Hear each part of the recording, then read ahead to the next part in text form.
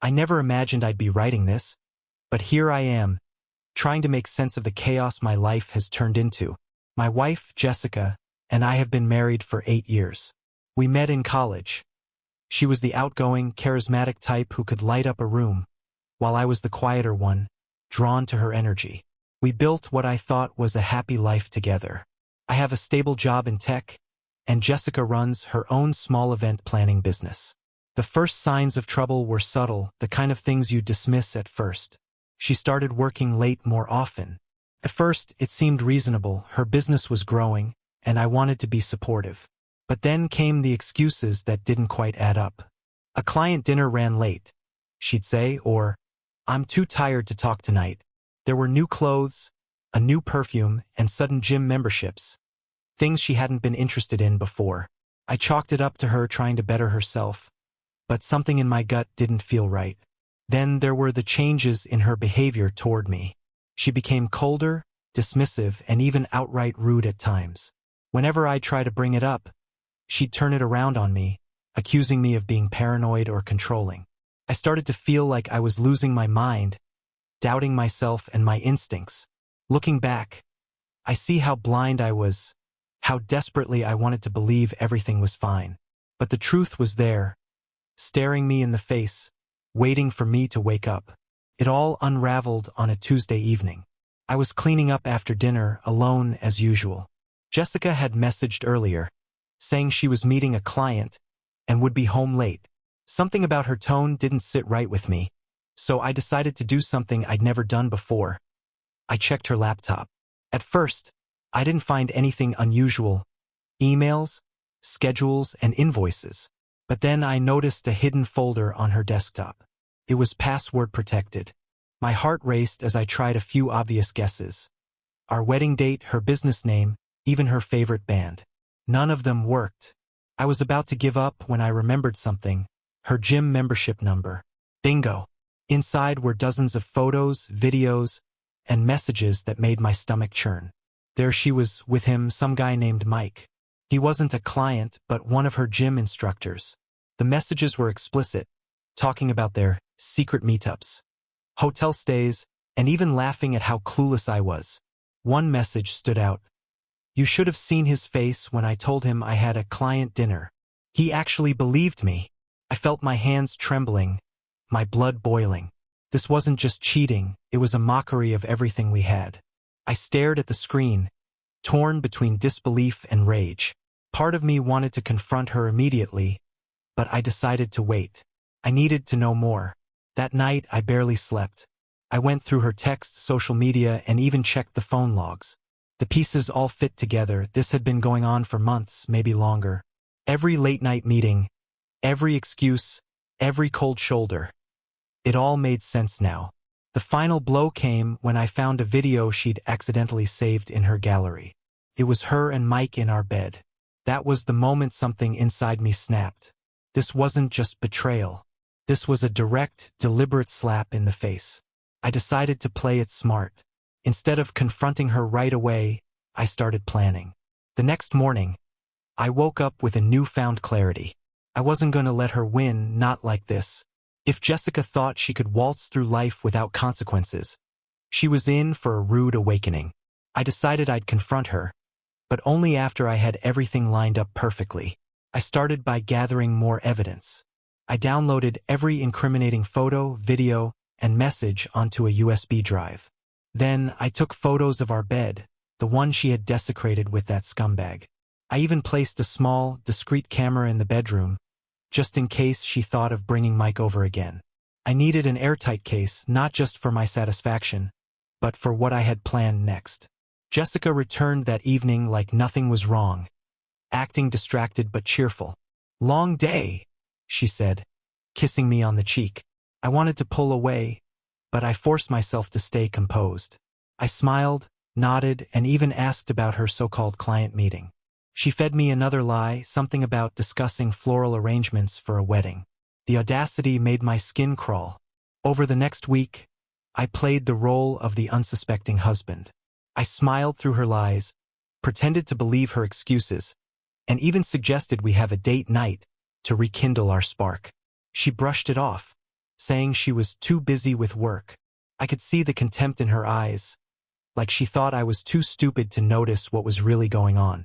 But while she was busy sneaking around, I was busy setting the stage. I spoke to a divorce lawyer, explaining the situation in detail.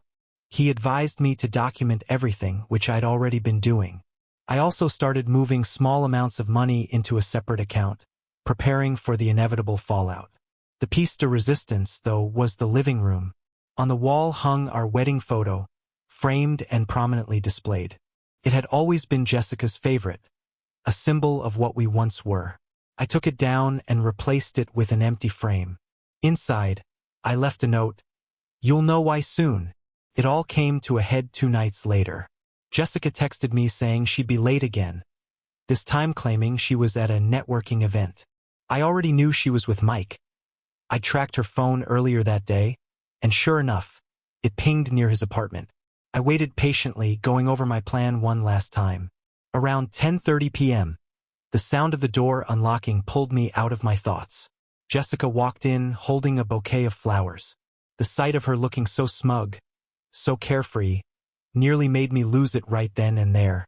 But I stayed calm. "Hey," she said with a fake sweetness. "I brought you these. Thought it might cheer you up since you've been so stressed lately." Flowers? Really? As if a few petals could fix the absolute mess she'd made of our lives. I didn't respond. Instead, I let her walk further into the living room. That's when she froze. Her eyes locked on the empty frame hanging on the wall. She blinked, confused, then set the flowers down slowly. "Where's the photo?" she asked, her voice tight. I stood up and walked over to her, holding up the note I'd left inside the frame. "You'll know why soon," I said, handing it to her. Her face turned white as she read it. For the first time in months, Jessica looked truly nervous. "What's this supposed to mean?" she stammered, her usual composure slipping. "I know, Jessica," I said, my voice cold. "I know about Mike.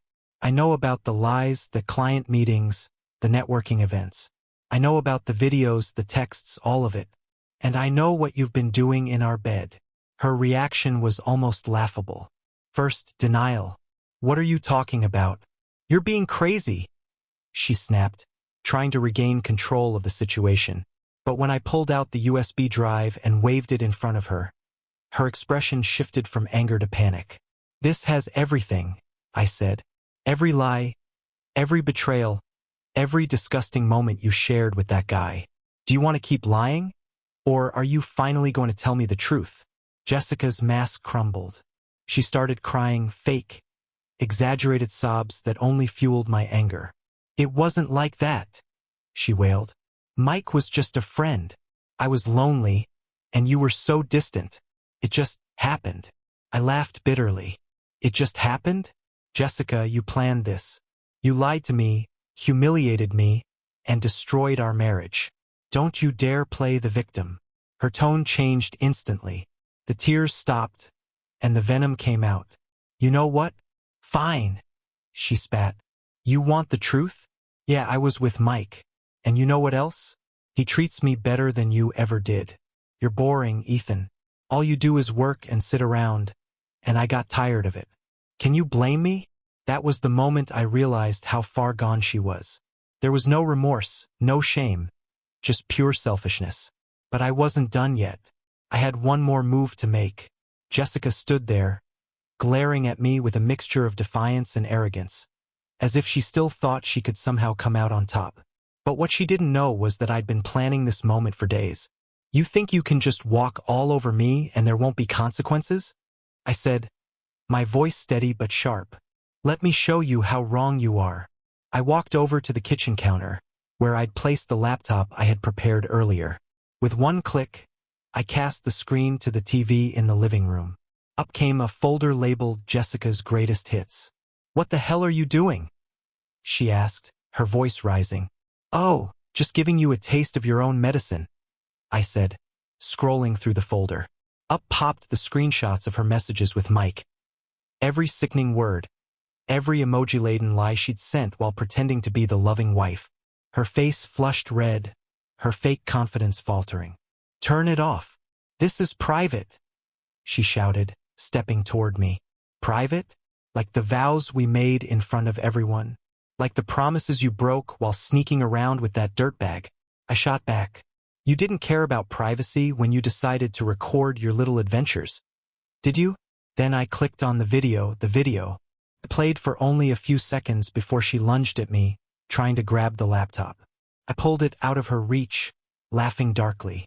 "Oh no, Jessica, we're not done here." At that moment, she realized she had no power in this situation. She backed away, her hands shaking, her voice turning desperate. "Ethan, please, we can talk about this. We can fix this." "Fix this?"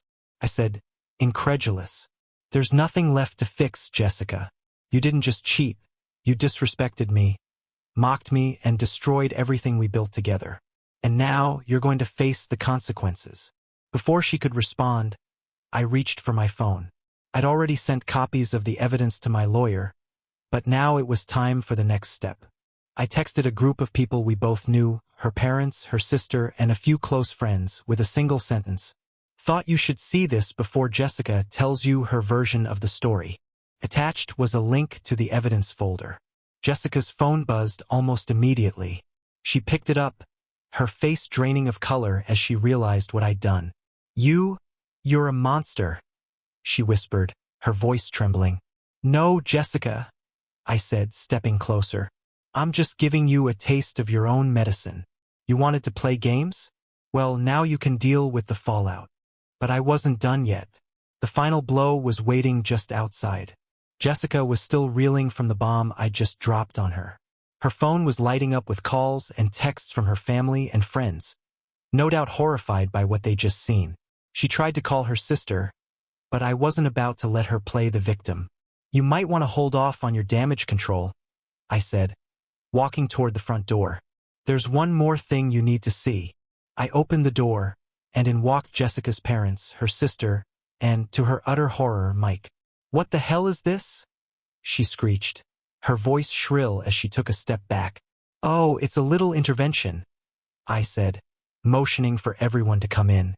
I thought it was only fair that everyone involved gets to witness the truth. Jessica's mom looked at her, tears welling in her eyes. "Jessica, what's going on? Ethan showed us some things, and we need to hear it from you."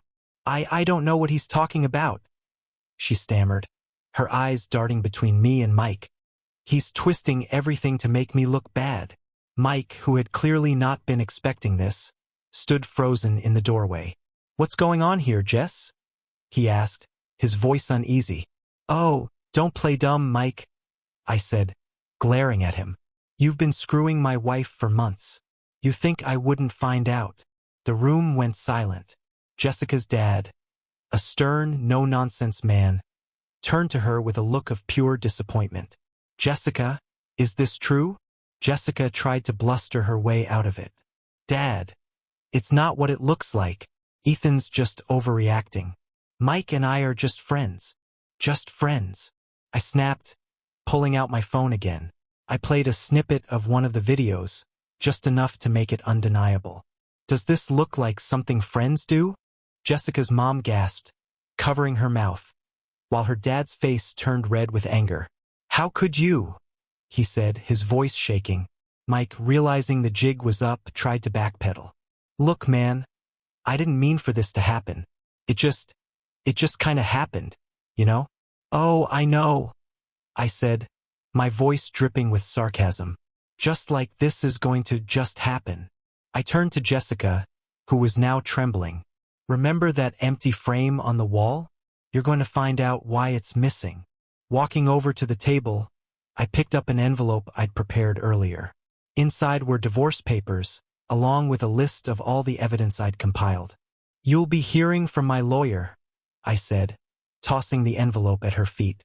"And just so you know, I've already filed for full control of our assets and the house.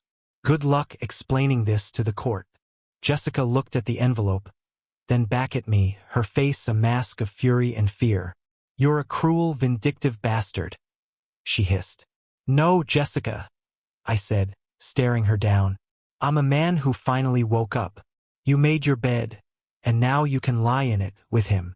Jessica's once perfect facade was completely shattered. Her parents stood frozen in disbelief, her dad glaring at her with a mix of anger and heartbreak. Her mom quietly sobbed, clutching Jessica's sister's arm for support. The silence in the room was deafening, broken only by Jessica's ragged breaths as she tried to collect herself. "You think you can just ruin my life like this?" she finally screamed, her voice shrill and desperate. "I'll fight you for everything, Ethan. The house, the money, everything." I smirked, pulling out my phone once again. "You can try, Jessica, but the court's going to love the little surprise I've prepared for them." I held up a recording of her texts with Mike, highlighting one in particular where she mentioned funneling money from our joint account to cover one of their hotel stays. "Fraud and adultery? Not exactly a winning combination for you." Her jaw dropped. You went through my private things? You mean the private things you used to betray me?" "Spare me the lecture, Jessica," I snapped.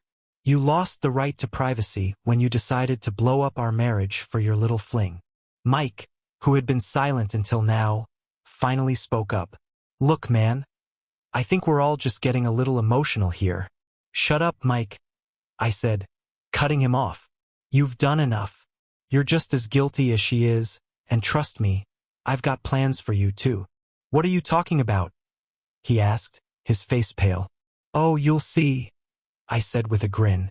I had anonymously sent evidence of his unprofessional relationship with Jessica to his gym's management earlier that day. By the time he left this house, his job would be gone, too.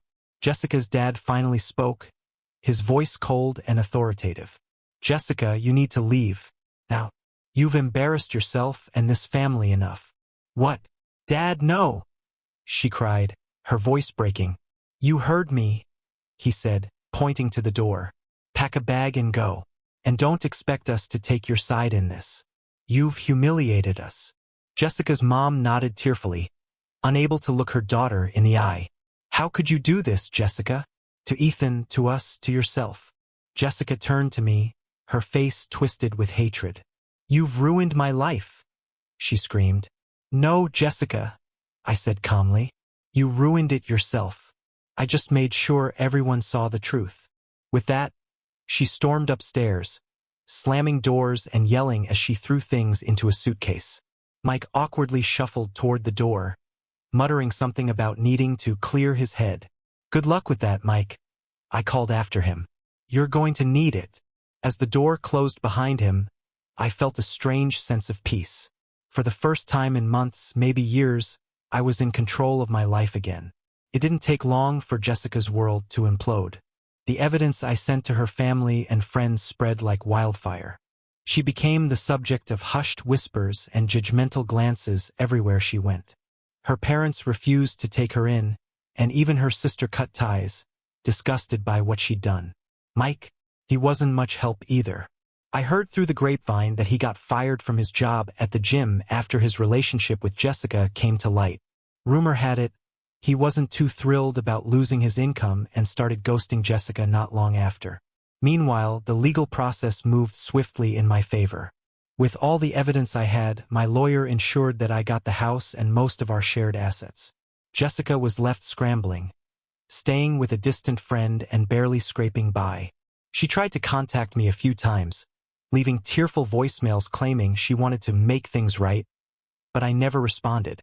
The satisfaction I felt wasn't just from seeing her face the fallout. It was knowing I could finally move forward. For the first time in years, I felt free.